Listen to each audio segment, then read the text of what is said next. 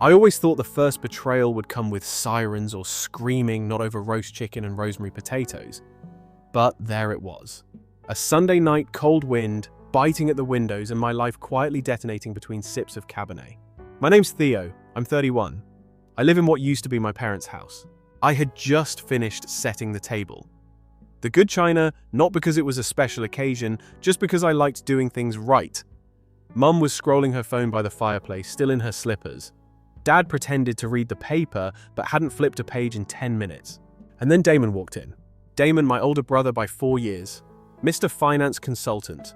Always late, always charming, always showing up just in time to take credit for what other people sweat through. That night, he arrived 45 minutes late with some bougie wine. No one had asked for a smirk, like he owned the place, and a key to chaos. "This smells amazing," he said, tossing his coat onto my chair like I wasn't sitting there. "Shame we'll be needing a smaller table soon." I thought it was a joke, I really did. We were halfway through the meal when he dropped it casual as the wine he swelled. "You should probably start packing, Theo. You've got a week." I blinked. Fork midair, chicken halfway to my mouth. "Sorry, what?" He took another bite. "Mom and Dad need peace. You working in the living room and stomping around at all hours isn't ideal for their health. You get it." I laughed. Like actually laughed. Because no way that was real. But then I looked at my parents. Mum didn't meet my eyes. Dad cleared his throat and muttered, "It's just the house feels tight lately." Tight. I'd heard a lot of garbage in my life, but that one hit different. Like I was a splinter to be plucked out of the family tree. Let's rewind for a second. This house, the one we were sitting in, it should have been foreclosed years ago. Dad's medical bills during his spinal surgery were drowning them and Damon. He was off in Seattle back then. Too busy to call, let alone help. Meanwhile, I was here, working night shifts at the gas station and running deliveries on weekends. Every paycheck went to that roof, that furnace, that mortgage. I didn't do it for applause. I did it because someone had to. And now I was the inconvenience. "I paid off the mortgage last year," I said. Calm, but my voice cracked anyway. Damon shrugged. "Sure, you did what any good son would do. But this isn't about money, it's about peace." "No," I snapped. "It's about erasing me." I turned to my mum. "Say something." She toyed with her napkin, wouldn't look at me. "We're just tired, Theo. The arguments, the tension." "You mean my presence?" No one denied it. That was the moment I knew. This wasn't spontaneous. This wasn't some last-minute intervention. This was planned. Damon didn't fly home out of love. He came to claim what he thought was his. And my parents, they let him. I stood up. The chair scraped hard against the floor. "You want legal," I said, pulling out a folder I'd kept ready for months just in case. "Because I've got documents. Receipts. The deed's in my name. You all signed it over 2 years ago. Remember that?" Damon pulled an envelope from his bag like he was playing poker and just dropped the ace of betrayal. Actually, about that. Inside was a set of new legal papers, fraudulent, crafted to make it look like ownership had reverted back to my parents. My hands shook. "You think this'll hold up?" I said. "It doesn't have to," he replied. "They want you gone. So either you leave quietly, or we make it ugly." Mum flinched like he'd spoken too harshly. But still she said nothing. "You have 24 hours, I told them, voice like ice. All of you. Pack your things." Dad blinked. "You're kicking your parents out." I nodded. "You signed the deed away. You made your choice, and I'm making mine." I locked my bedroom door that night and stared at the ceiling while the house creaked under the weight of ghosts I used to call family. Let me be clear, I didn't want to be this person. The enforcer. The eviction notice in human form. But when people back you into a corner after you've built the damn room from scratch, you stop apologizing for standing your ground. The next morning, I went straight to Mr. Keller, my lawyer, the man who helped me legally refinance the house under my name when everything was falling apart. He wasn't shocked. "Families don't break from struggle," he said, scanning the forged papers. "They break from entitlement." By noon, I had a cease and desist order in motion and a locksmith appointment booked. When I walked back through the front door, I didn't even take off my shoes. "You have until tomorrow night," I said. "After that, the locks change." Damon started to say something, but I raised a hand. "Don't. I've heard enough." They thought I wouldn't do it. They thought I was bluffing. They forgot who rebuilt this house from ruins. They forgot who I became while they weren't looking. But they were about to remember. The locksmith arrived at 4:17 p.m. His name was Danny. He didn't ask questions, just nodded when I pointed to the front door and said, "Change everything, top to bottom." I watched from the porch as his drill whirred against the old deadbolt. Inside, my parents were packing, or pretending to. Damon paced the kitchen phone glued to his ear, probably calling his lawyer or someone who owed him a favor. Didn't matter. The sound of the lock giving out felt like a symbolic gunshot. This was happening. New keys, Danny said, handing me 2. No duplicates unless you request them. Perfect. That night was the first time in months the house didn't smell like lavender and stress. It smelled like sawdust and cold air. Clean, empty. I sat on the living room couch with the folder still on my lap.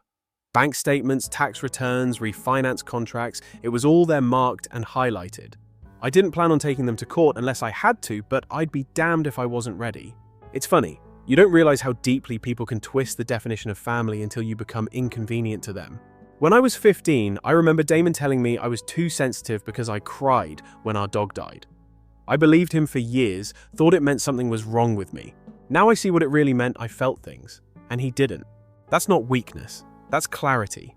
By morning, I could tell the tone had shifted. Mum knocked on my door instead of just walking in like she used to. Progress, I guess.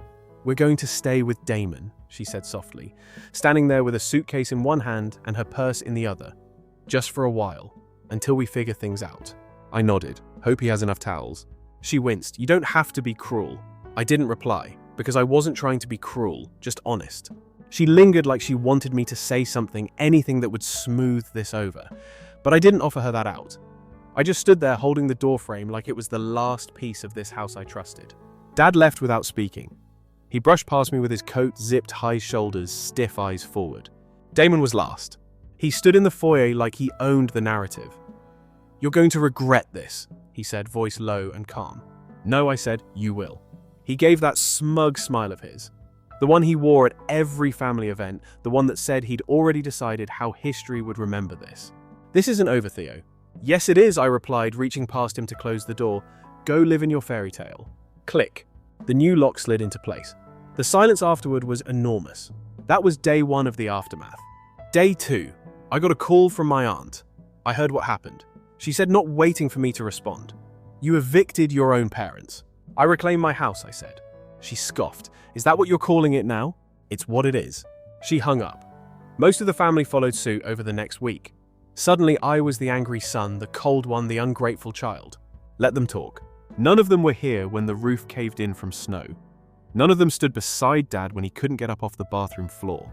None of them scrubbed mildew off the walls with bleach while holding back tears. But I did.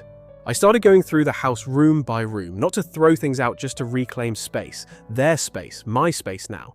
The guest room, they said I was crowding, it became my office. I moved my desk out of the hallway nook and into the sunlit corner near the window. I ordered a shelf online, spent an entire Saturday assembling it, hung my own photos above it, landscapes I'd taken on hikes, Polaroids from solo vacations, not a single family member in sight. Felt like breath, like air finally filling lungs I didn't realize had been empty. One evening I found a handwritten letter under the doormat, from Mum. She wrote that she missed me, that she hoped I'd come to my senses, that Damon's apartment was smaller than she thought, that Dad was coping. No apology, not even a hint of one. Just, we still love you even if you don't understand us right now. I read it twice, then I fed it to the fireplace. Because love that only exists when you're useful isn't love, it's a transaction. And I'm done being the product. Weeks passed. The silence didn't get easier, but it did get quieter. I started sleeping again. Real sleep. The kind where you don't wake up grinding your teeth or reliving arguments. I started cooking for myself. Not because I had to, but because I wanted to. I painted the hallway a warm slate blue. I replaced the curtains. I unboxed a speaker set I'd had for months and never used. And I played music, loud, offbeat playlists that would have driven my dad crazy. Jazz lo-fi, sometimes angry rock, just because it matched the mood. The house didn't feel haunted anymore. It felt unfinished. In a good way. Like it was finally mine to shape. I didn't gloat, I didn't post on social media, I didn't call Damon just to rub it in. I simply lived. That's the thing no one tells you about revenge. It doesn't always come with fireworks. Sometimes it's the quiet act of moving on while they still try to figure out what hit them. And trust me, they're still trying. 3 weeks after the lock changed, I got a letter not in handwriting this time. Typed. Neat margins. Clean formatting. From a lawyer. Damon's, of course. They were contesting the deed transfer. Claimed undue influence. Said I took advantage of our parents when they were financially vulnerable. that the documents I had signed with them were misleading and predatory. I read it in the kitchen coffee in one hand, the legal threat in the other. I didn't panic. That part of me panicked, desperate, ashamed, had been burned out. What was left was something colder, sharper, solid. I called Mr. Keller, sent him a scanned copy. He didn't even pause. "They're bluffing," he said. "No court will touch this. The deed is clean. The refinance documents were notarized. Your parents signed everything willingly. But Damon has money. Money's not a substitute for evidence. Still, they're pushing it. Trying to wear me down." Mr. Keller chuckled softly. "Then don't wear down. Outlast them." That became my mantra. I didn't tell anyone else about the letter. Didn't want to hear more of the extended family's noise. I already knew what they'd say. "This is tearing the family apart. He's your brother. You're being stubborn." But no one ever asked what it cost me to keep that family whole for as long as I did. On a rainy Thursday, the knock came. Not Damon, not Mum. Dad. He stood there in a windbreaker, holding a soggy paper bag with what looked like homemade banana bread. "I didn't come to argue," he said. "Then don't." I let him in. Barely. We sat in the front room. The only sound was rain tapping the windows and the clock ticking. He glanced around. "You changed the drapes." "Yeah." He nodded as if that was some kind of olive branch. "Place looks less crowded." There it was again. That word. Crowded. I didn't respond. Just sipped my coffee and waited for whatever he was building up to. He finally said it. "We didn't know Damon was going to file that claim. Your mother's upset. She's upset the plan didn't work." "No," he said quietly. "She's upset we lost you." That landed heavier than I expected. Then she should have said something before the locks changed. He didn't argue. For a second, I thought maybe this was a crack in the wall. Some moment of clarity. But then he reached into his coat and pulled out a different envelope. Another document. Another attempt. This time, a family mediation proposal. Some lawyered up nonsense about shared use of the property rotating residency cohabitation rules. They were still trying to control the space I bled to preserve. I handed it back without opening it. "No. You're being unreasonable." "No," I said, standing. "I was reasonable when I worked 2 jobs and handed over every paycheck. I was reasonable when I signed the debt in my name. I was reasonable when I let you all stay here rent-free while I held this house together with duct tape and hope." I walked to the door, opened it. "I'm done being reasonable." He didn't move. "You'd kick your father out in the rain." "I already did. You just came back hoping the weather changed." His eyes hardened. The banana bread still sat untouched on the table. "This isn't how family treats each other," he said. "Exactly." Click. Door closed. That night, I sat with my thoughts longer than usual. Not out of guilt, there was none left, but out of grief for what could have been. People think betrayal is one big event, one loud moment. It's not. It's 1,000 tiny dismissals, 1,000 meals eaten in silence, 1,000 times they chose convenience over care. And then one day you stop waiting for them to choose differently. 2 days later, I got an email from a local reporter. Subject line: homeowner in legal fight with parents over deed. Transfer comment. I stared at the screen. They'd gone public. Of course they had. I didn't respond, but I knew the narrative they were pushing: aging parents evicted by heartless son. Financial abuse, greed, estrangement. They always knew how to weaponize sympathy. But I had something they didn't proof. So I did what I'd quietly been preparing for. I made a website. It was simple. No drama, no name-calling. Just facts. PDFs of signed documents, emails showing my payments, photos of the house in disrepair, receipts, bank transfers, the full timeline. I published it at midnight.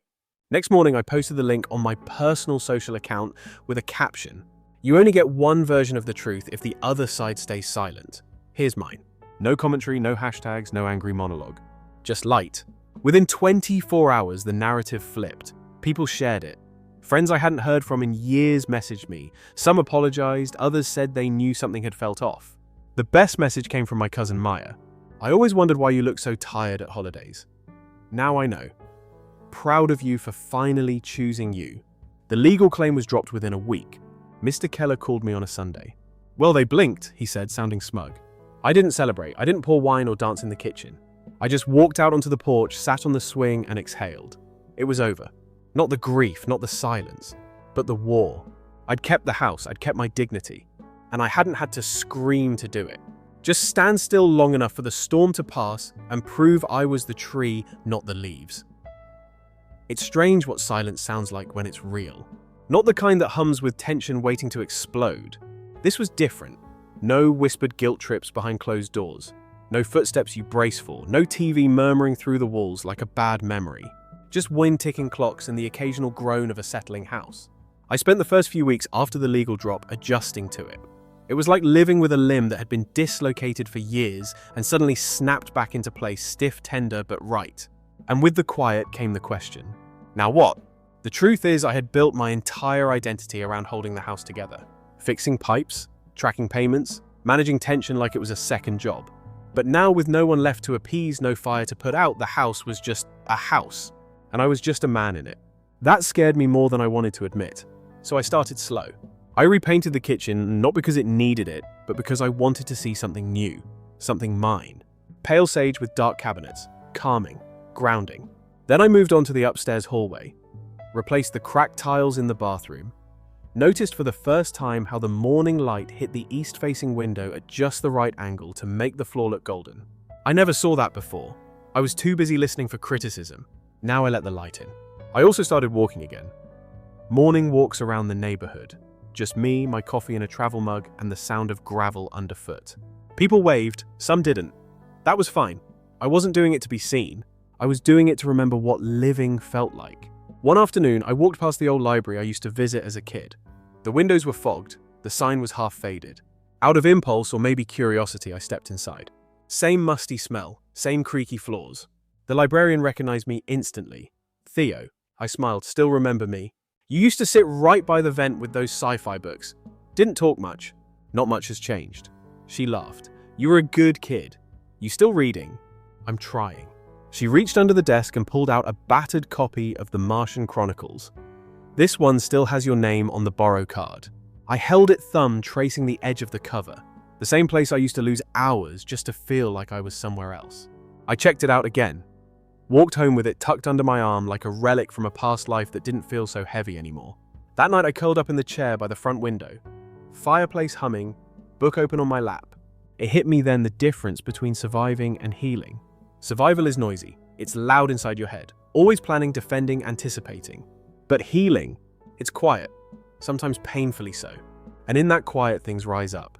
Grief, resentment, anger you thought you buried so deep it wouldn't grow back. I didn't push them away. I let them in, let them sit beside me, gave them space. Then I opened the window and let some of it out into the night air. Weeks turned to months. I started freelancing full-time, no longer tethered to side gigs I hated. Word of mouth brought in clients. The work felt lighter when no one was breathing down my neck about contributing more to the household. My aunt called once, the one who accused me of being ungrateful. She said she was just checking in. I asked her why now. She hesitated, then admitted she'd read the documents on my site.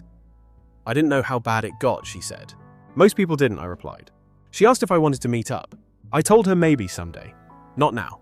I wasn't ready to sit across a table and pretend everything was fine. I didn't hate her, I just didn't trust her version of events yet. And I was allowed to wait until I did. That was something I never gave myself before permission to pause.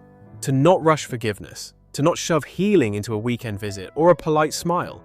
One evening, as I was sorting through boxes in the attic, I found something I'd forgotten about. A shoebox filled with old cassette tapes. Labeled in my dad's handwriting, Theo, age 5, singing.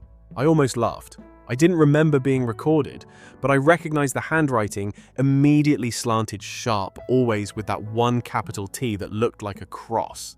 I hesitated for a long time. Then I pulled out an old tape player from a trunk, popped the cassette in and pressed play. Static. Then my voice. Younger. Higher, singing Twinkle Twinkle Little Star off key, followed by laughter, his laughter. Dad.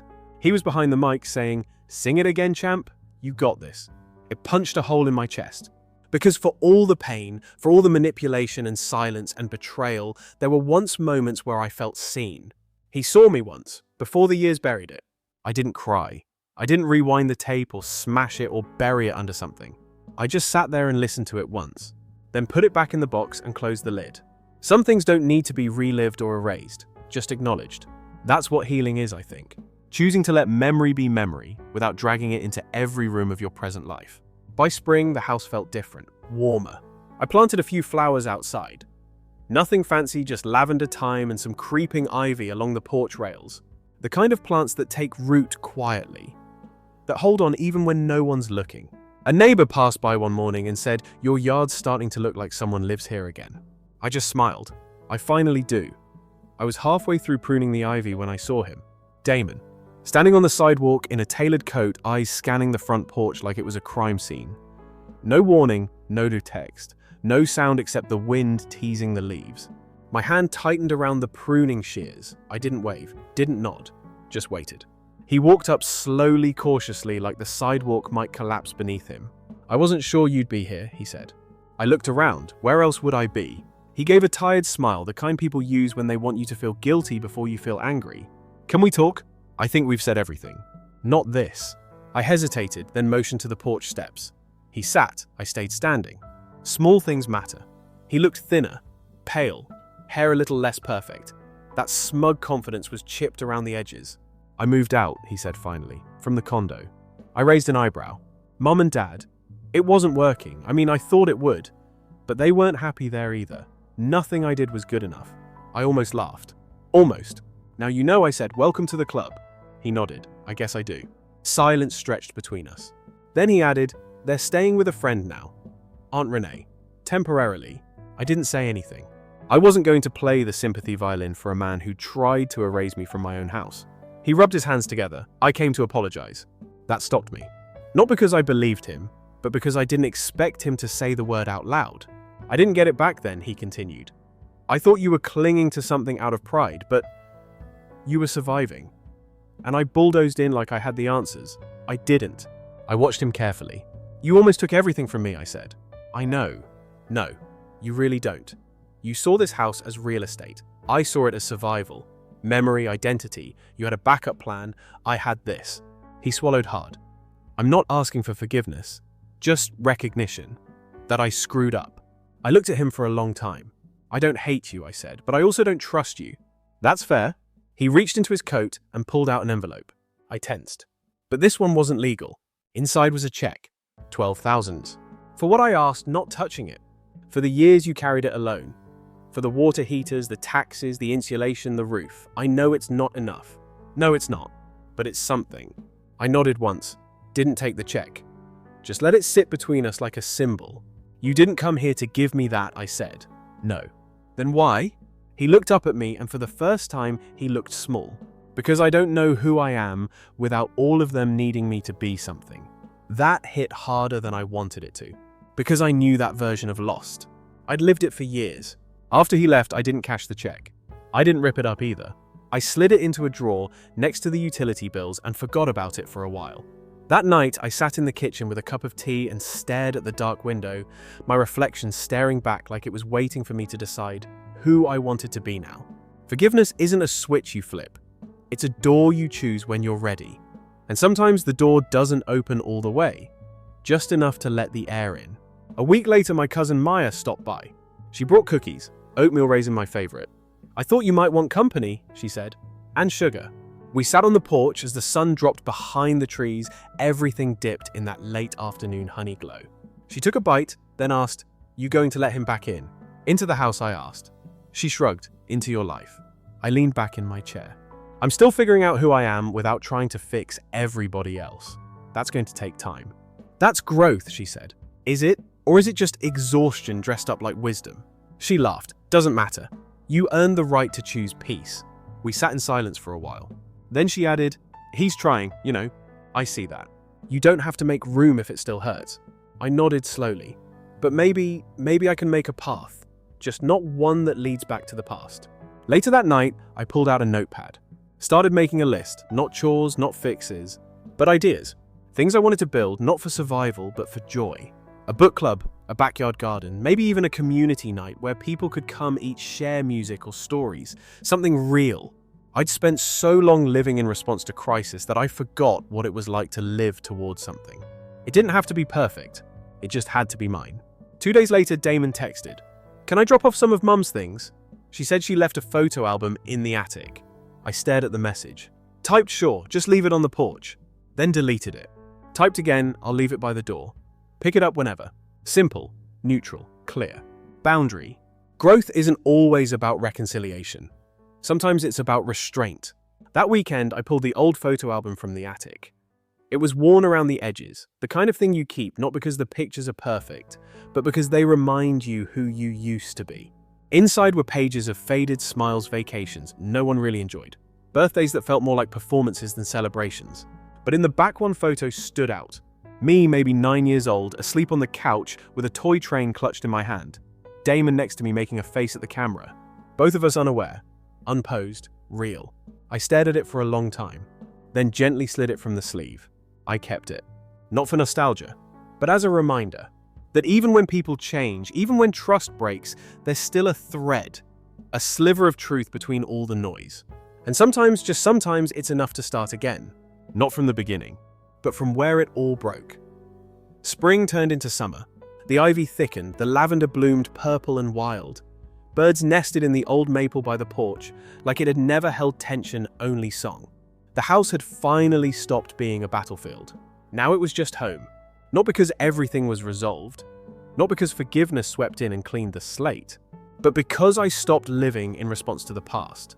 I started hosting small dinners on Friday nights. Nothing big, just 2 or 3 friends at a time. Folding chairs pulled out, a table set with mismatched plates I picked up from thrift stores. We'd eat outside. When the weather held share stories under string lights, I'd hung myself crooked but charming. People laughed. 8 seconds, brought wine that wasn't overpriced or performative. It wasn't about impressing anyone. It was about building something that felt real. One night in early August, I invited Maya again. She brought her girlfriend who worked in non-profit community outreach. They loved the setup, the lights, the food, the quiet backyard that didn't feel like it was on the edge of a fractured legacy. "You should open this up," her girlfriend said. "Like once a month. Community dinners, or a storytelling night." Something about the idea stuck. The next week, I made a flyer. Just black and white simple font. Story Porch Night. Come share something, a story, a song, a memory. First Saturday of each month. Bring food, bring heart. Respect lives here. I pinned it at the local coffee shop library in Arkaga. Jerry, I'm ready. Mary. Basakit, Iishon Verit. Didn't expect much, but people showed up. First just 5, then 8, then a dozen. Neighbors I'd never spoken to before. A retired teacher who played guitar, a single mum who read poetry from a journal held together by duct tape, a teenager who rapped about school lunches and heartbreak in the same breath. I sat and listened. Sometimes I say trees shared too. About grief, about rebuilding, about how silence doesn't always mean peace. Sometimes it's just a starting place. Damon never came to any of the porch nights. I didn't expect him to. We kept things distant but civil. He texted once asking how the events were going. I replied, "People are finding each other." He wrote back, "I'm glad you found your thing." And that was it. No grand reconciliation, no tearful embrace. Just mutual recognition that we were walking different roads now. And that was enough. As summer waned, I started feeling something I hadn't felt in years. Stillness. Not the kind that makes your chest tight. The kind that makes your lungs expand. I realized I no longer walked through the house anticipating a voice from behind a door or waiting for guilt to creep up the stairs.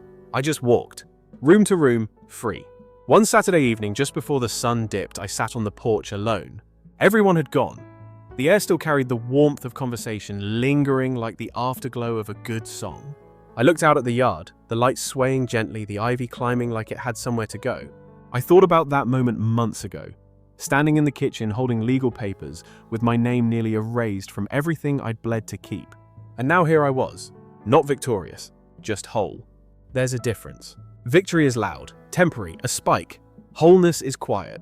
Steady, it grows in places you thought were already ruined. The doorbell rang, unexpected, soft. I opened it to find my mother standing there, small suitcase in hand. My first instinct was to close the door again, but something in her face stopped me. She looked older. Not just aged weathered, like something in her had finally broken too. "I'm not staying," she said quickly. "I just wanted to see the garden and say one thing." I stepped aside. She walked to the porch, looked at the lavender, touched a leaf like it was a child's drawing she didn't understand. "I read the site," she said. "Everything you put up, I read it all." Silence. Then softer, "You were right." My throat tightened. "I don't need an apology," I said. She nodded. "But I need to give one anyway." She sat on the porch step, not looking at me. "When your father and I signed that house over to you, we were ashamed. Not because we trusted you, but because we needed you. and needing you meant facing our own failures. I didn't interrupt. I let Damon take charge because he reminded me of what I thought strength looked like. But strength isn't always loud. It's not always dressed in suits and solutions. Sometimes it's just a boy who refuses to let a house fall apart when no one else will help. I sat next to her. Not close, just nearby. "Do you want to come to a story night?" I asked. She shook her head. "Not yet." "Okay." She stood, handed me a small photo from her wallet. It was old. Me in the sandbox. Her behind me, blurry in the background, holding a juice box and smiling. "I forgot I had this," she said, "but I never stopped carrying it." She left without another word. I didn't call her back, but I didn't close the door either. Weeks passed. The garden grew stronger. So did I. Story nights continued. People laughed more, cried less. Someone brought a harp once. A little girl read her journal out loud like it was gospel. And I realized something I hadn't known I needed to hear. You can't control what people do with your love, but you can choose where you plant it next. Sometimes I still think about that moment when Damon pushed the manila envelope across the table like he was sliding a checkmate. And I remember how small I felt, how big he looked, how empty it all sounded. But now that memory doesn't own me. It sits quietly in the corner of my story, filed away under what shaped me, not what defines me. Because this house, it's not just a home anymore. It's a boundary I defended, a heart I rebuilt, a map I redrew from scratch. And for the first time, every room echoes with a truth I nearly forgot. I am enough, just as I am. No permission needed. No role to perform. No guilt to carry. Only peace. And that at last is mine to keep. Story 2 as a representation of family harmony. Mum grinned. Lauren has kindly chosen to offer Sophie her wedding fund. The room went cold. I had remained silent. Nothing had been agreed to by me. Nevertheless, they cheered. They simply thought I would. As usual, before we get started, read it. The easiest way to help the channel, which I've observed is losing some of its popularity, is to subscribe. It's quick, free, and genuinely contributes to the development of this wonderful community. Let's begin the narrative. At the age of 27, my mother revealed that I was transferring my wedding funds to my stepsister without consulting me. It was meant to be a straightforward family get-together with roast chicken, excessive wine consumption, and the typical passive-aggressive praise. I should have realized that something wasn't right. Mum stressed that it was a special supper and advised me to dress nicely.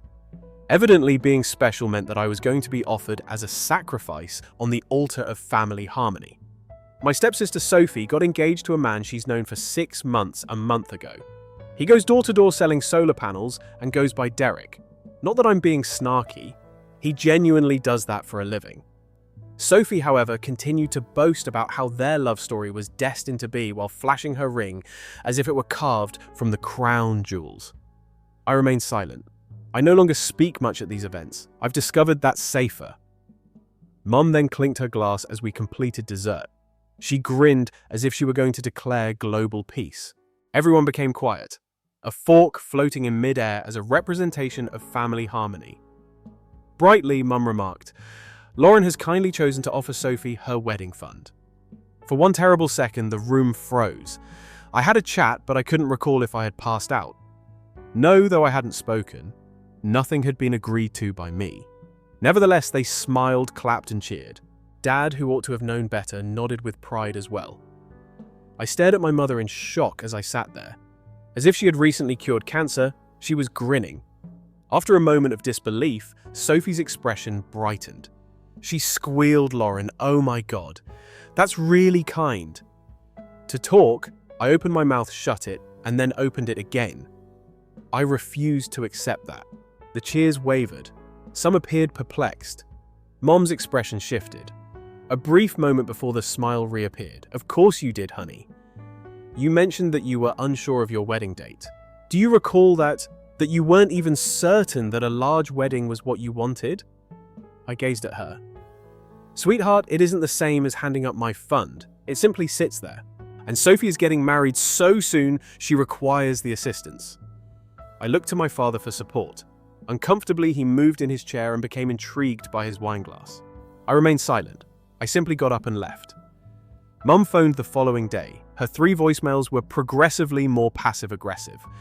Confusion came first, followed by remorse, and then full-fledged martyrdom. "Lauren, I don't know why you're acting so self-centered. This has to do with family. Sophie is in need of us. We assumed you were aware of it. Us. Because it was always us and never myself, that word stayed with me. It has always been required of me to band together, to compromise to make things better. I was the oldest, the accountable one, the one who avoided creating trouble. They simply thought that, as usual, I would remain silent. There was more than just money in the wedding fund. Years were spent saving. I stowed aside the tiny inheritance my grandmother gave me, adding a little every year. Even whether I wanted a large wedding was up in the air.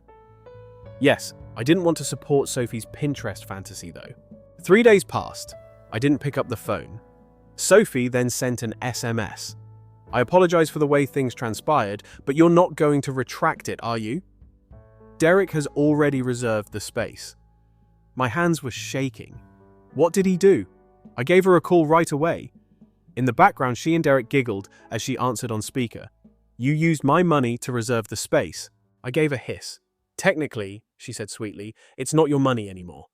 I ended the call. I was trembling, enraged, betrayed. I took a car to my parents' house that evening. I was looking for answers. I wanted to know how in the world they believed this to be acceptable. Mom greeted me at the door as if nothing had happened. We hoped you would change your mind, she said, taking a step back. You always do. She spoke as though it were inevitable, as if my boundaries were irrelevant because they had never existed before.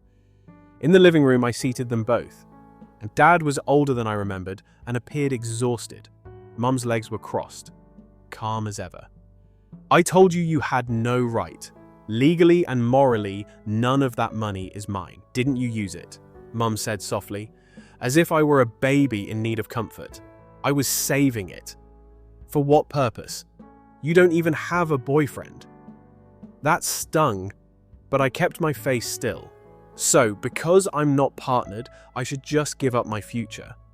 We're talking about helping your sister start her life, she said. You'll still be part of the wedding. We thought you'd be happy to contribute. You didn't ask. She paused as if the idea truly hadn't occurred to her. You've always been so giving, she said. I assumed you'd be proud. Once more there it was. Assumed. I left before I could scream back at my apartment. I sat on my bed for hours, heart pounding. I thought about everything, every birthday Sophie had ruined. Every time Mum said I should be more like her, more outgoing, more sparkly. I thought about the times I'd swallowed my pride, smiled through slights, and persuaded myself I was the greater person. But maybe I wasn't intended to be the bigger person this time.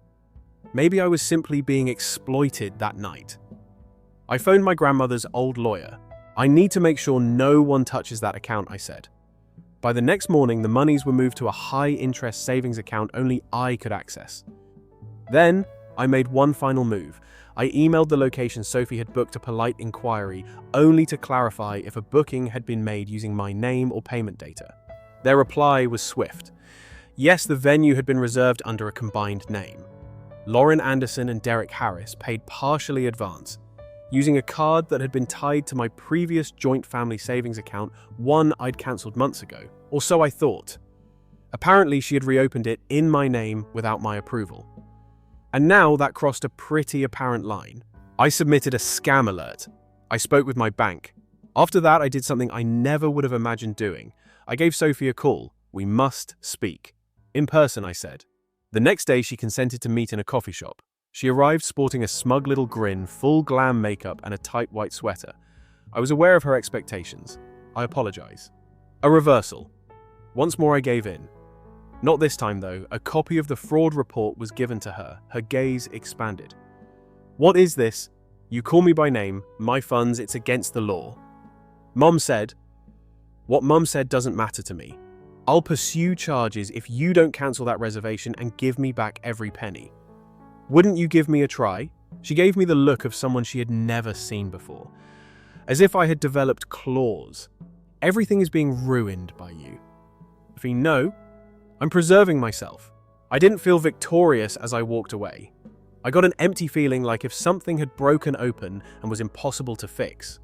However, I also felt liberated. I went home and waited. Additionally, the consequences happened sooner than I anticipated. My mother contacted me in a panic. Dad made an effort to mediate. Sophie called me a lonely, resentful witch in her Instagram story. I started receiving messages from friends and cousins who wanted to know what the heck had happened. For the first time, I wasn't going to explain myself, so I didn't answer. They just thought I had given. As usual, however, they were mistaken this time. I then came to the realization that they never truly considered me a member of the family. I was viewed as a resource that they could utilize. However, it is no longer the case. Never again. Sophie's Instagram story, which included heartfelt selfies. The final straw was a comment by Taylor Swift about being stabbed by the people you love. Even though she didn't mention me by name, anyone with half a brain could figure it out. The comments came pouring in. You're worthy of better. Some folks are just envious. Cut off your poisonous relatives, sweetie. I took screenshots of everything I had done while playing the calm villain and her fairy tale, but I didn't respond. Depending on how the inquiry turned out, the lawyer I had spoken to affirmed that Sophie and Mom's conduct were grounds for civil fraud and maybe even criminal prosecution. A portion of the money had been retrieved. Fortunately, once I reported it, the bank had halted the transaction. However, the harm went beyond money. It was treachery, so intimate, so profound. It caused me to reevaluate every family vacation phony smile and favor I had ever given them. And it didn't end there. My apartment door was knocked on the next day. It didn't take anyone to figure out it was my dad. Like he didn't want to be heard, he always knocked 3 times in a gentle manner. I didn't welcome him inside, but I did open the door. He said softly, "I just want to talk." I fold my arms. He let out a sigh. "You're correct. Lauren, almost anything. They did something wrong and I allowed it to happen. That momentarily halted me. My dad isn't the kind to own up to his mistakes. Never. She's your mum," he added. "She isn't always correct, though. Since the day she came in, Sophie has consistently received what she wants." I waited staring at him. "I should have said something," he said. "I ought to have kept you safe. I'm trying now. I informed your mother that I would no longer be assisting her if she continues to treat you in this manner." I looked at him for a long time. "Is the wedding still being paid for?" He flinched. "No more." "Excellent." Then he went off. "No hugs. I'm not sorry. That may end the backup plan that has been in place for 27 years. At least he didn't attempt to make me feel bad, though." Then there was silence. No more phone calls, don't text. I was blocked by Sophie. Mum became really quiet. I hoped it would be pleasant, being free of them at last. It didn't. There seemed to be nothing. I wasn't alone for very long, though. My cousin Sarah sent me a note 2 days later. It had been years since we were close. Not since she relocated to a different state. However, the message was unambiguous. "I witnessed everything. You have my admiration. For years they have trampled all over you." My aunt was followed by others. A buddy since childhood. Even Sophie's best friend who shocked me by disclosing certain truths. As it happens, Derek's solar company wasn't as profitable as they said. He had a collection notice from a Nevada apartment, 2 maxed out credit cards, and the venue Sophie had reserved. Not even a refund was offered. They had counted on my money to save them. I almost gave a sour chuckle, but not. And then Mom sent the email. Subject line, "Please think again." No salutation, no expression of regret, just a 4-paragraph essay on heritage family values and how I was destroying us for financial gain. Nothing about Sophie's entitlement, fraud, or consent, only guilt. Then go. Failed. She concluded by saying, "If you have the capacity to let things go, that is, we might be able to recover one day." I didn't respond. I accomplished something for me instead. I made the decision to take a single trip, a true vacation, something I had never done before. Portugal. A week of wine beaches and the type of blissful stillness. On the 3rd night, I drank sangria while taking in the sunset from a rooftop bar in Lisbon. I felt something I hadn't felt in months when my phone was in airplane mode. Calm. Sophie had attempted to tag me in another post when I returned. Something about letting go of phony people and moving on. She was blocked by me. I haven't heard from Mum since. Every now and again, Dad texts, updates that are neutral. The wedding is okay with me, it took place. Little backyard. I was informed that Sophie attempted to crowdfund the honeymoon and wore a dress that she couldn't afford. I wasn't invited, therefore I didn't go. But what do you know? In any case, I wore a white dress that day, not with malice, simply due to the fact that it was a warm spring day, and it made me feel lovely. I wore it to a park picnic by myself where I had a bottle of wine and a book. I was sitting there in white grinning to myself, and I think others thought I was weird. It wasn't about them though. It wasn't about the money. It was about getting back something they attempted to take. Me, thank you for viewing. For more dramatic stories like this one, remember to like, comment, and subscribe. See you shortly. Story 3. Sit in the storage room, please. For significant clients, we require room. My sibling grinned. His secretary then rushed in. The CEO of Sir Sterling Enterprises is present. Yes, I am, I responded as I got to my feet. Hello, go through it. I'm 35 years old, and I've been managing a business that has expanded well beyond my wildest dreams for the last 10 years. The company is known as Sterling Enterprises. We work on supply chain automation and advanced logistics. However, I was the younger, underappreciated brother in my family long before I was the CEO of a multi-million-dollar company. Alan, my brother, is 3 years my senior. He was our parents' favorite child growing up. He was athletic, charming, and always had their undivided attention. I was the more reserved one, uncomfortable, bookish, and always told that I was not good enough. My presence was too inconvenient, my hobbies too dull, and my thoughts too strange. A family friend helped Alan land a job at a nearby dealership after high school. On a partial scholarship, I left to study industrial engineering, working evenings to pay for my food and housing. Although we continued to communicate, the dynamic remained constant. He was constantly condescending, making fun of my company concepts and referring to me as the unfortunate genius. At the age of 24, I started Sterling Enterprises out of my small apartment. At first it was sluggish.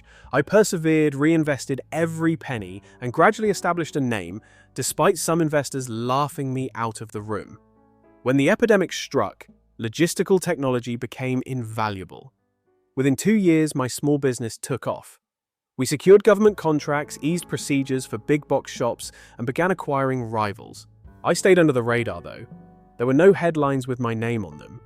I wasn't closely linked to the brand by most people, and for that reason, last month's event seemed like something from a movie. I made a surprise visit by flying into town. As part of our search for new regional partners, my executive team had selected a mid-sized local shipping and warehousing company. Can you guess who was in charge? Alan, my brother. It had been almost 4 years since I last saw him. The last time we spoke, he made fun of my company for being overly specialized and predicted that it would fail in 5 years. It's funny how life goes. I kept my arrival a secret from him. Through official methods, our team set up an appointment under Sterling Enterprises. However, the CEO's name was not included. I wanted a first-hand look at the business. Hidden from view. No fakery, no red carpet. Wearing a simple suit, I entered Ridgeway Logistics, his company's reception area, nothing ostentatious. A young woman with piercing red glasses, the secretary hardly raised her head from her desk. Name? She asked bluntly. For the A10, Sterling Enterprises is here. She blinked. Okay. Are you with them? I gave a nod. Wait, she said. Her tone was already disdainful, and I could feel it. Alan entered after 15 minutes. He had the same arrogant smirk that used to irritate me as a child, and he was almost as polished and self-assured. His brow wrinkled as he gave me a single glance and made a small double take. Then he laughed. Wow, Jason, I was unaware of your arrival. Do you currently work for Sterling doing an internship? That's fantastic, dude. It's encouraging to see you making progress at last. I gave a courteous grin. I'm here for the meeting, actually. After giving me a strange look, he laughed once again. Correct. Well, there isn't much room for us today. There are several VIPs arriving. How about taking a seat in the storage room? There is silence. After the big men are finished, we'll bring in the Sterling representative. That arrogant tone struck at every nerve since we were little. But I remained calm. As I passed his office door, I nodded and turned to head into the side corridor. Breathless, his secretary rushed down the hallway. The CEO of Sir Sterling Enterprises just showed up. Do you think you're prepared for the pitch? Alan blinked. What? No, he isn't. He has not yet entered. We were informed that it was Jay. I straightened up, but I turned to face him directly. Indeed I am. What followed was a wonderful stillness. Alan's lips opened slightly. He was obviously short-circuiting his brain. He glanced at me, then back at his secretary, and then he feigned a laugh. Hold on, I gave him my card and took out my badge. Jason Sterling is the CEO and founder. For a complete tens. He only gazed, and then his face lost its color. This time we were hurriedly led to the main meeting room. Coffee was provided, and chairs were dragged out. All of a sudden, I wasn't the little brother being ignored. I was the man whose signature had the power to turn his entire business around. The encounter started rather uncomfortably. Alan put on his salesman mask in an attempt to recuperate, but it shattered at the corners. Ridgway had previously been assessed numerically by my team. The company was barely making a profit. They may be saved by a merger, but only if I thought the risk was worthwhile. When he stumbled, I probed him in depth. In response, my CTO inquired about their antiquated systems. After the 2-hour meeting, Alan appeared to want to vanish. I got up and remarked coolly that we would need to discuss it more and get back to you. I sensed that his terror was intensifying. He took hold of my arm as I was leaving. Come on, Jason. We're brothers. Why didn't you tell me you allowed me to seem foolish? I gave him a glance. You did that without assistance. He gave a headshake. I made some stupid remarks, but you won't really ruin this transaction because of them. I gave a shrug. I'll now base it on what will benefit my business the most. You just demonstrated to me what it would be like to collaborate with you. We shall see. That night, I departed. He gave me 2 calls. Then he sent me a message. Please, I apologize. This agreement is essential to us. I didn't respond. Here's the problem though, I'm not petty. I wasn't here to exact retribution. All I wanted to do was enter as myself and discover his true identity. I knew now. My team provided me with their final recommendation a week later. For regional partners, we had 2 superior alternatives that were more effective, transparent, and led by better people. I emailed Alan to express my gratitude for the meeting, but I informed him that we would not be continuing. I anticipated rage, perhaps a guilt trip, or another taunting letter. I received something different instead. He arrived at my workplace. On the surveillance stream, I saw him looking anxious, perspiring, and obviously humiliated. The receptionist inquired whether I wanted to see him when she buzzed my office. I paused. My next statement would alter our relationship forever and result in the conflict I never anticipated. Outside the principal's office, I saw Alan move like an adolescent, shifting from foot to foot as I gazed at the monitor. He was no longer arrogant as usual. He was just a man trying not to cry in a lobby. There was no arrogant gleam in his eye or self-assured grin. He never imagined entering as a beggar. Once more, my receptionist buzzed. Would you like me to send him away, sir? After a little pause, I hit the button. Let him in. Alan entered my office cautiously as if he were walking into a courtroom. He glanced around at the modern furnishings, the minimalist artwork on the wall and the metropolitan skyline visible via the windows. Then I was hit by them. He attempted to grin. Hey, Alan, I gave you a single nod. He took a seat on the other side of me. For the first several seconds, his hands were firmly clutched in his lap. We both remained silent. Then he exhaled deeply. Listen, I should apologize to you. Actually, I apologize for today a dozen times. For the past, for everything. I arched an eyebrow. A lot of ground is covered by everything. He laughed, but his laugh was dry. Empty. Jason, you were always the one with the intelligence. Even as a child, I was aware of it. I simply had no idea how to handle that. I made you feel little because you made me feel small. I suppose that gave me the impression that I was winning. He cast his gaze downward. Has that ever won you anything? No, not at all. One more quiet. At the conference when I saw you, I assumed I would be fired immediately, or worse, humiliated in public. However you maintained your professionalism, you didn't cause any trouble. I gave a shrug. You did a good enough job on your own. He flinched. I wanted to avoid being mean. I didn't despise him. At last I recognized him for who he truly was. A man who lived on a pedestal for so long that he lost the ability to stand on his own 2 feet. Now what? He inquired. Are you trying to find a regional partner? We're not with Ridgway though, even if I resigned. That caught me off guard. In fact, he was proposing to leave the organization. I stated that the Ridgway problem is more than just leadership, if I'm being truthful. It's technology, culture, and structure. Our needs are not being met by your staff. That wouldn't alter overnight if you were replaced. Slowly he nodded. I assumed he would argue. Instead of getting defensive, he took a folded document out of his pocket. This isn't a bargain. It's for you. He moved it across the desk. I opened it up. The letter was ancient, written more than a decade ago. I read the first sentences. It was an employment rejection letter to Alan. I remember this, he added gently. Back then, I applied to be a regional salesperson for a freight automation business, Sterling Tech. They rejected me. I had no notion that was your firm. It was simply launched by you. I remained silent. He reclined. I was devastated by the letter. It dawned on me then that I was no longer the elder brother in control. I couldn't even comprehend what you had created. I so stepped up my efforts to appear superior. I chuckled at your business and accomplishments because I would have been devastated to acknowledge the reality. That's when it struck me. It was more than simply business. Identity was at issue here. I had turned into a mirror for him. He was unable to look without seeing what he was afraid of. He wasn't. It's funny, you know. Finally, I added, if you had asked, I would have helped you back then. He raised his head. Now I am aware of that. I returned the letter to him. However, you didn't. And you were like dirt to me. He swallowed hard even today. Jason, I can't go back in time.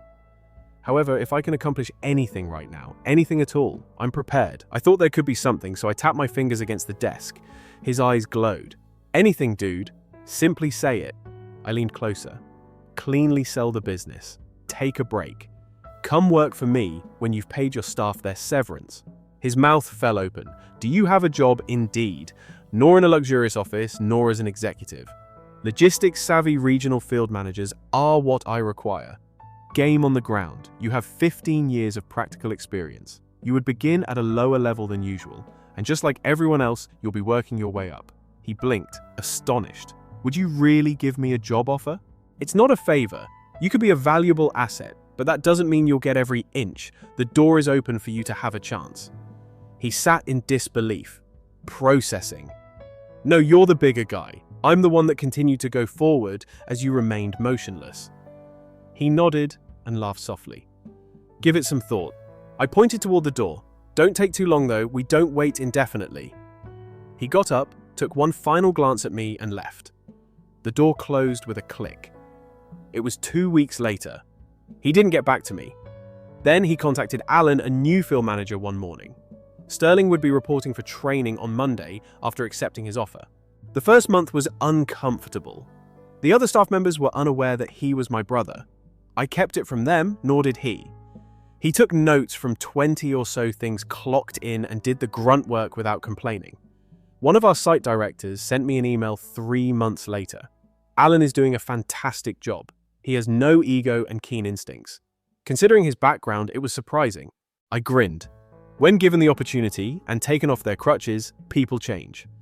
We had lunch shortly afterward. No pride games, no stress. Finally, 2 guys on equal footing who shared blood. He gave me a glance when we were done and said something that would always stick in my memory. I appreciate you sticking with me, even after I lost hope for you. And the true victory was that. Not the business, not the cash, not the conference room moment. It was the silent repair of a damaged object. It's past time for something. Story 4. My brother received my workplace car as a gift from my dad. I knew I was done at that point. Family business then. Doesn't it sound charming, such as sentimental advertisements, holidays, and even a little Thanksgiving teasing? The truth, I must say, is more Norman Rockwell than that. Well, I'm still trying to think of a nice way to describe a trash fire. I've poured my blood and sweat for 15 years, driven by boiling hatred, and what remains of my quickly thinning hairline into the creation of Miller & Sons. The joke's on me though, because my dad has always seen it as Miller & Son. You know whose son I am not. I'm not a chopped liver exactly. My button was pressed. University, earned a construction management degree, returned home immediately and began at the bottom, literally getting coffee and vacuuming sawdust. I worked my way up through all of the construction sites, learned about every piece of machinery layout and torturous permission procedure in this desolate county. After 5 years of project management, I can assure you that profit margins are important. Indeed, the infants appear healthier than before. You're welcome, Father. Now Chad, my brother. Where can I even begin? Chad High School was like a suggestion to Chad, a community college, like something that occurred to other less cool individuals, like a social club and a job that pays. Mastering level 72 of Clash of Galactic Warlords and accumulating enough parking tickets to privately finance a new courtroom wing are two of Chad's greatest life achievements. 5 years ago, at the same moment I became project manager, Chad made the decision he was prepared to join the family firm. My dad embraced him with loving arms, bless his blind, horribly prejudiced heart. A beginning salary that made my entry-level years seem like forced slavery with a corner office that was obviously larger than mine. What is Chad's job arrives late, departs early, usually treats it like a paid vacation financed by my real work ethic, and attends lengthy lunch meetings that I'm very certain entail golf courses and a lot of alcohol. Unless you include the occasion he unintentionally pulled the corporate truck into the Porta John at the Johnson Project site, he had almost little involvement with Miller & Sons construction. That Tuesday morning was wonderful. However, Chad's father believes that he is a natural, people person and a visionary. Indeed, it appears that his primary goal is to see how many energy drinks he can consume before 200 p.m. So I've been swallowing it for years.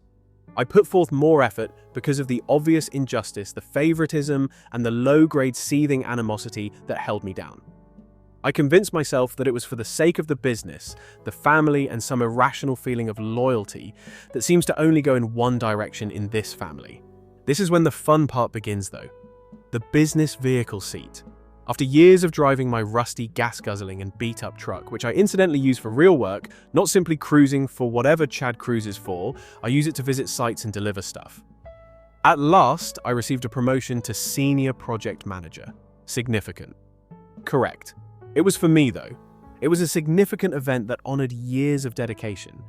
A small glimmering glimmer of hope that perhaps, just possibly, my father was beginning to notice me. The business automobile was a bonus of being a senior project manager. Not a high-end sports vehicle, of course, but a brand new, fully equipped Ford F-150.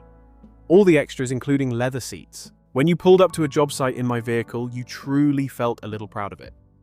I was genuinely delighted at last. Yes, there was a real glimmer of expectation in me, Mr. Cynical, who has been jaded by Miller family dynamics for years. I pictured me lifting it up. I'm getting carried away by the smooth ride, the scent of the new automobile, and the all right. It's not a spaceship, it's a truck. It was mine, though. A concrete indication that perhaps things were changing. The family meals at my parents' place, which involved less quality time and more passive-aggressive endurance testing, followed. But every Sunday, I have to endure meatloaf since it's my real kryptonite. In a really awful manner, this Sunday was unique. There was meatloaf on the table. Steaming mashed potatoes. They were exchanging the customary forced niceties. Boys pay attention when Dad reveals major news, clears his throat and sets down his fork with a dramatic clink. I felt my gut tighten. For me, big news rarely signifies anything positive, as the Miller family would say. Like a golden retriever, Chad naturally becomes excited in anticipation of the reward. Dad smiles and puffs out his chest as if he made the sliced bread himself. Lay it on us, Pop. The new corporate vehicle is going to Chad. Quiet. Like utter quiet. The dog snoozing in the corner and the ticking of the clock were audible. Likely hear a spike in my own blood pressure. Even the meatloaf seems to have lost its cozy scent, I promise. My voice sounded like I had swallowed a mouthful of sawdust, which I kind of did. I blinked once and again, thinking I had misheard, that this was some strange, really unfunny joke that the truck finally accomplished. Dad dismissively waves a hand as if it were the most rational thing in the world. Yes, the F-150. Brand new. It just makes sense for Chad to understand. In an attempt to absorb this, I repeatedly short-circuited my brain. This complete perversion of reason, logic, and human decency. I was promoted to Senior Project Manager Dad. I was informed that I would be receiving the business automobile. He laughs, which is a deep rumbling sound that often indicates he is about to offer some pearl of wisdom that will be barely veiled contempt.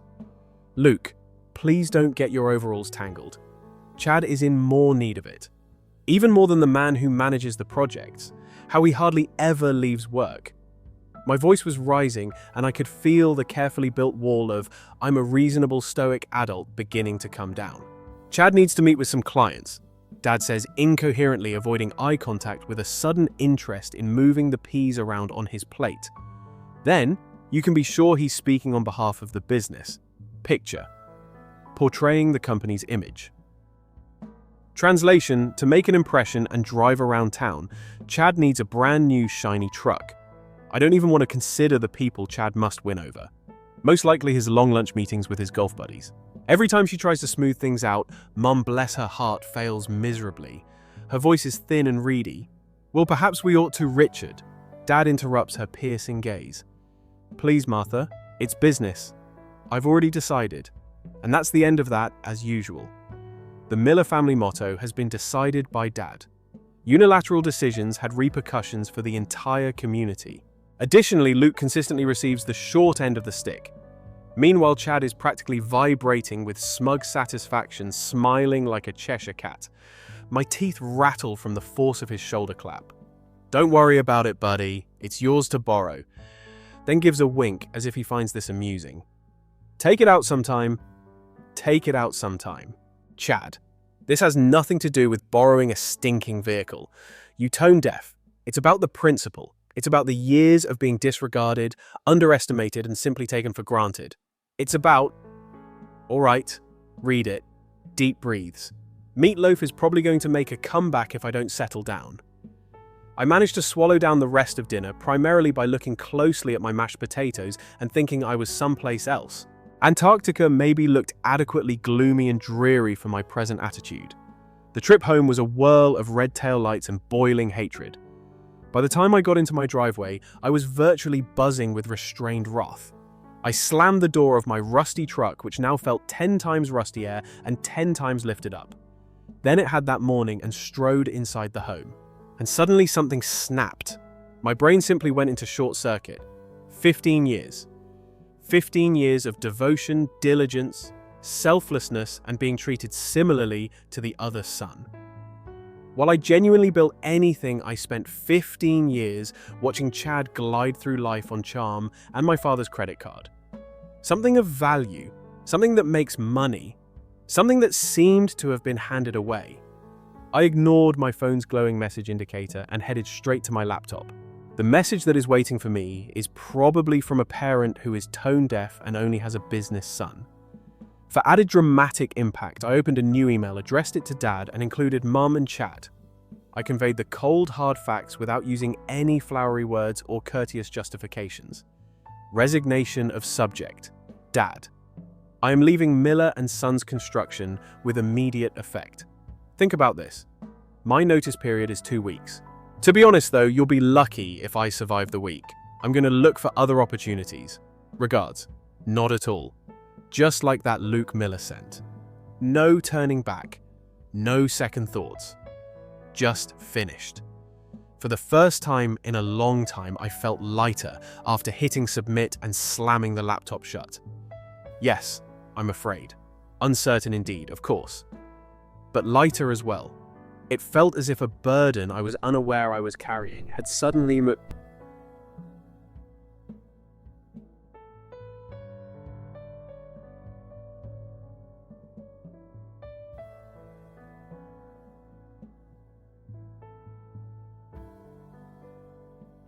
The consequences were expected.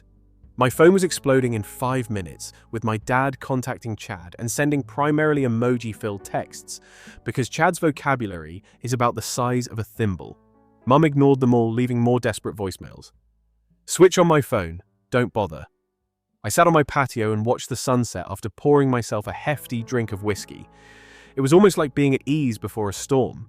There was mayhem the following morning. At 7 in the morning, Dad arrived at my flat and began banging on the door as if the sheriff were delivering an eviction notice. Bleary-eyed and still a little whiskey-infused, I opened it. 7 o'clock in the morning, Dad. Sputtering and red-faced, he rushed in. "Luke, what the devil's stepping down? Have you gone insane? You've done everything for me, and we've done everything for you. The irony, oh, the pure, undeniable vileness. Do you mean paying me starvation wages while Chad has a corner office for playing video games and arriving late? Every nerve in my body was screaming, yet I was able to maintain a level voice. That's not the same. The family of Chad. In fact, he mentioned Chad's relatives, like I'm a stray dog of some sort. They reluctantly allowed sleep on the porch after picking them up from the street. What am I, Dad? Chopped liver. The hired assistant. Because you've definitely always treated me that way. The dam cracked. Years of hurt, annoyance, and animosity simply poured out. I have given this firm my all. You've earned money from me. My life has been sacrificed. For what purpose? To see you give Chad everything on a silver platter. Because.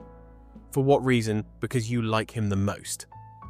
Then he sputtered and became much more purple. Please stop speaking to me in that manner. Your father is me. This business was founded by myself. I respect you. Dad, you have to earn respect, not required. And it's been a very long time since you earned mine. Now I was truly trembling. Anger and adrenaline are rushing through me. I'm finished. Dad, the business is over. The favoritism is over. I'm done acting like this is a functioning family. I closed the door in his face and resigned. He continued to beat, shouting, threatening, and guilt-tripping the whole paternal bingo card. I didn't open it though. Simply remained there leaning against the door, listening to his fury without experiencing any numbness, and with an odd sense of liberation. Completed. The ensuing weeks were intriguing. Mum phoned all the time, crying and pleading with me to think things through, to be more thoughtful, to not be so hasty. Chad occasionally texted me, usually to complain about how unfair it was that I was creating difficult situations at work. It seems that my resignation, rather than the decades of obvious favoritism that preceded it, was the awkward part. Dad. With the exception of the occasional late-night message in which he slurred his words and complained about unappreciative kids and disloyal workers, Dad largely became silent. Charming thing. I blocked their emails, changed my phone number, ignored them all, and even started taking an alternative route to work, in case they chose to set up an ambush. Perhaps paranoid. However, with this family, it's better to be safe than sorry. I resumed going to the gym, something I had neglected while working at Miller & Sons. Began preparing real meals instead of merely putting pre-packaged dinners in the microwave while staring at spreadsheets. Began to live once more, like truly live for myself. Not out of a distorted feeling of familial obligation. The search for a job was surprisingly simple. As it happens, having 16 years of experience as a senior project manager for a respectable local construction company makes for a quite appealing resume. A bullet point. Figure it out. Within a week, I had 3 offers, all of which included increased income, greater responsibility, and a marked reduction in family strife. Accepted a position with a company that specializes in sustainable building across town. Not only a cog in the Miller & Sons machine, but something entirely unique, thrilling, and mine. Now 6 months have passed. 6 months of true independence. 6 months of serenity. 6 months of no forced family meals, no soul-crushing favoritism, and no meatloaf Sundays. Do I occasionally miss them? Yes, I'm a human. Sometimes in the middle of the night, I think of my mother's meatloaf, or those few infrequent times when my father genuinely appeared pleased with me. There were times when I nearly persuaded myself that I might have overreacted. It might not have been that horrible. Then I recalled Chad's smiling smile and the vehicle. Mom's defenseless quiet, Dad's contemptuous laugh, and the nearly becomes a firm, booming nope. I didn't overreact, sorry. For 15 years, I underreacted. I put up with, downplayed, and absorbed a degree of injustice that, to be honest, nobody should have to experience, least of all from their own relatives. I have a life now, a life of mine. A life in which my efforts are truly recognized and I am treated with respect. An absence of meatloaf. Sundays. I do, however, sometimes yearn for it. Oh no, Mum and her food nemesis. I even got a new truck instead of an F-150. Opted for a stylish metallic blue Tacoma that was somewhat more fuel efficient. No luxurious extras, no leather seats. However it belongs to me, I merited it. I also get a calm feeling once I go behind the wheel. Yes, pride. Not the arrogant, visionary, egotistical type of pride. Simply calm, self-respecting, and firm pride. Mum left me a voicemail last week. It's the first in months. You're just a hesitant, unsteady Luke. Are you all right? Deleted it without responding for that reason. Yes, I'm all right, Mum. Better than good. I am at liberty. Furthermore, freedom might occasionally be more valuable than a family meal. Any meatloaf in the world, any business vehicle. I appreciate you listening. Reddit, I had to get that out of my system. Indeed, online validation is still valued. I'm not insane, please. Please. Because I still occasionally question whether I made the correct choice. I know deep down that I did the only thing I could for myself, for my own darn sanity, when I think back to the truck and the article. Additionally, that Reddit is invaluable.